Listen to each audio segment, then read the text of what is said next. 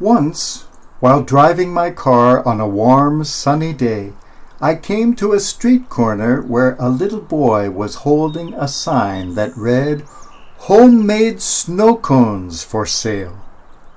Now, I needed a snow cone like I needed a hole in the head, so I didn't stop. But as I was driving along, childhood memories came into my mind of what we used to make as children, when we used to make snow cones and sell them to people to try to make a few cents. My heart was moved. So after about a mile, I made a U-turn and came back to the little boy on the corner. "How are your snow cones?" I asked. He said, "Come and taste them." So he took me down the block to a place where other children were gathered around a little snow cone machine. They were so excited to get a customer. I asked for the flavor I wanted and started to enjoy the nice, cool snow cone. I began to speak with the children. "You are selling these snow cones for $1 a piece. That's a lot different from when I was a kid. We sold them for a nickel. This is real inflation."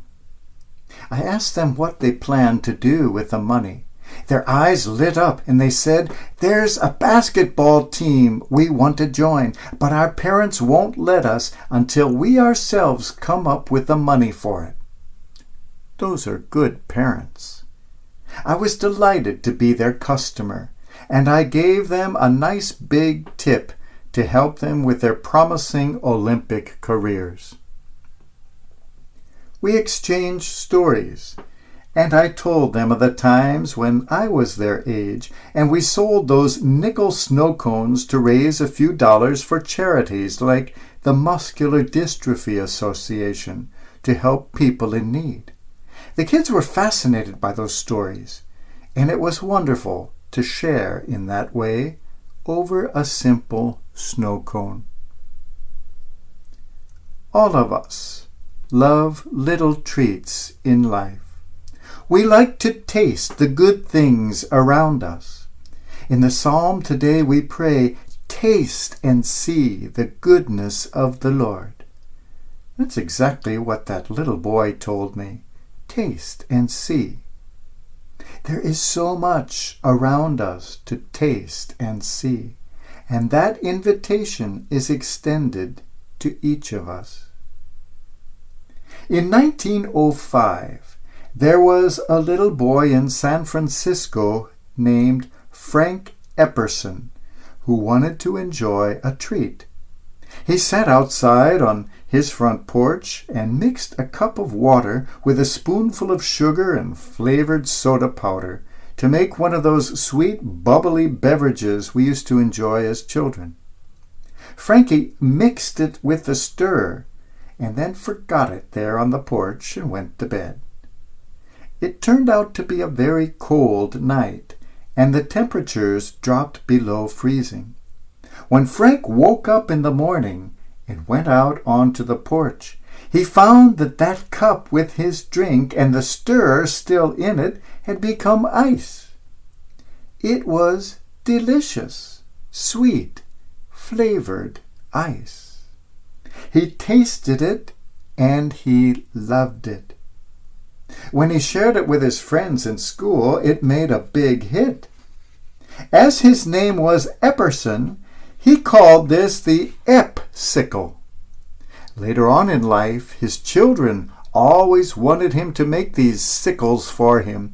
They would say, "Come on, Pops, bring us some Pops-sicles." And that was the birth of the popsicle that we know and love on hot days like this. About 20 years later, it was patented, and it is still with us today. The popsicle has a flat stick in it, sort of like an emery board. As children, we learned to make all sorts of things out of those popsicle sticks.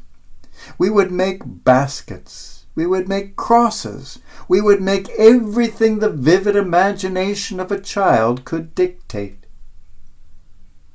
But the most delightful thing about a popsicle as we know it today is that it always comes with 2 sticks. It comes double in 2 parts that can be easily separated so that the popsicle can be shared. I think that is perhaps the greatest lesson of the popsicle, that the wonderful things in life are meant to be shared. Precious moments are far more precious when we can share them with someone special. We double our joy when we share life's treats. It used to be said that if you really want to make a friend, go to his house and share a meal with him, because the people who will give you their food will also give you their heart. Sharing a meal is a special experience. Taste and see. Good things in life are always better when shared. Nothing can be fully enjoyed when enjoyed alone. This is built into the nature of the popsicle, and it is built into the nature of creation. Perhaps that is why we call the highest, most sublime experience on this earth communion, sharing with one another. Together we receive and share in our God. This sharing unites us no less to one another than to the God we have received. Taste and see. Taste and see the refreshing popsicle moments of life.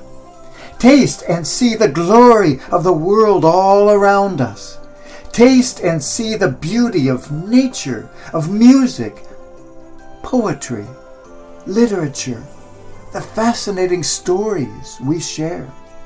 Taste and see the tenderness of a baby's first smile. Taste and see the passion in the loving embrace of a long-lost friend. Taste and see the awesome power of love.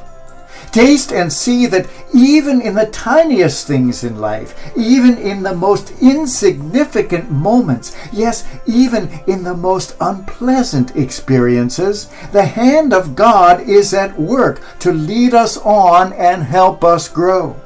Let us taste and see, all of us together, all around us, the infinite goodness of God.